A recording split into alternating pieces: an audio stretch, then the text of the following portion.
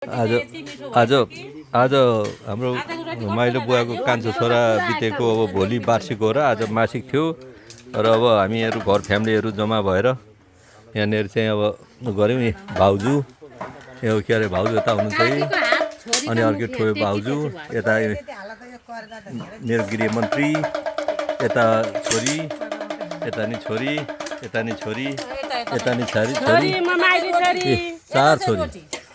चार छोरी अनि देउरानी जेठानी यता हेड अफ द जेठानी अनि यहाँनिर तरकारी अचार दाल साग करेला सेलरोटी पुरी चाहिँ सिद्धिएछ।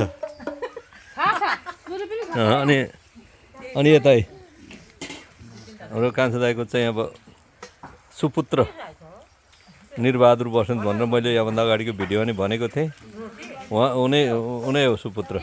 ओ उसको पनि सुपुत्र उता हो दाँत कोट्याउँदैछ। यता हेड अफ द फ्यामिली अघि नै भनेको हाम्रो आमा हाम्रो 7 फुपूहरू र 4 भाइ बुवाहरू मध्येमा अहिले जीवित भनेको उहाँ नै मात्रै हुनुहुन्छ। अनि उहाँ मक्ख पर्नु भएको छ यहाँ। आज यहाँनिर चाहिँ अब यो छोराको भोलि अब वार्षिक।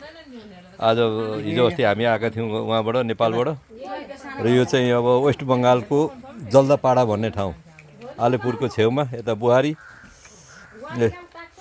मिसेस निरबहादुर छोरो त छोरै छ नि यहाँ। अनि यता यहाँ सुमित्रा म्याडम हुनुहुँदो रहेछ यहाँ कहिलेकाहीँ चाहिँ अब भरे दाइले आएर भरे सपनामा गाली गर्नु हो भने थाहा पाउले आज तिमीले बदमासी गरेछौ। यता नाति